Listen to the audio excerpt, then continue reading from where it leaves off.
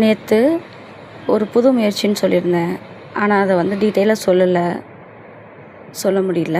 இப்போ இன்றைக்கி சொல்கிறேன். இப்போ அதை பாருங்கள், அளவு ட்ரெஸ்ஸு வயசான ஒருத்தவங்களுக்கு முன்னாடி பிரின்சஸ் கட் லைட்டாக கொடுத்து சிம்பிளாக சட்டை மாதிரி தைக்கிறது, கப் ஷேப் எதுவும் கொடுக்காம அந்த மாதிரி கொடுத்துருந்தாங்க.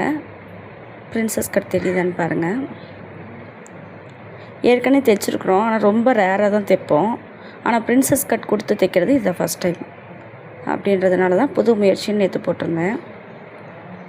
இப்போ அதே மாதிரி இப்போ ஆரஞ்சு கலர் நம்ம தைச்சது பிரின்சஸ் கட் கொடுத்து தைச்சி அவங்க வாங்கிட்டு போய் போட்டு பார்த்துட்டாங்க. போட்டு பார்த்துட்டு கரெக்டாக இருக்குதுன்னு சொல்லிட்டாங்க. ரொம்ப பிடிச்சிருக்கு அவங்களுக்கு. ஃபஸ்ட் டைம் கொடுத்துருக்காங்க ப்ளவுஸ். அதுக்கப்புறம் நேற்று கட்டிங் போட்டு வச்சுருந்தோம்ல, அதை இன்றைக்கி தைக்க போகிறோம். மணி 10:20.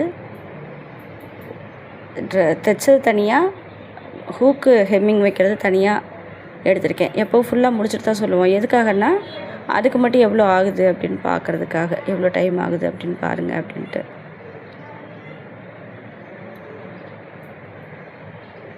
$12.05. இது தைச்சது நான் வீடியோ எடுக்காமல் போட்டேன். ஹெம்மிங் பண்ணியாச்சு. மணி 1:05. அடுத்த 2 மணிக்குள்ளே, அதாவது 1:50 1:45 அந்த டைமுக்குள்ளே போய் லஞ்ச் முடிச்சுட்டு வந்தாச்சு. வீட்டுக்கு போயிட்டு வந்துட்டேன். வந்ததுக்கப்புறம் இந்த ஒரு ப்ளவுஸ் தைச்சி முடிச்சாச்சு.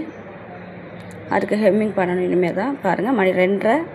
2:55க்கு ஹூக் வச்சு ஹெம்மிங் பண்ணியாச்சு. அப்போது கிட்டத்தட்ட 20 நிமிஷம் பக்கம் ஆகுது. ப்ளவுஸ் ஸ்டிச் பண்ணுறதில் முக்கால்வாசி டைம் அதுக்கு ஆகிடுது. ஒரு வேலையை ரெகுலராக வச்சுட்டே இருந்தோம்னா நமக்கு இன்னும் ஸ்பீடு அதிகமாகும்னு நினைக்கிறேன்.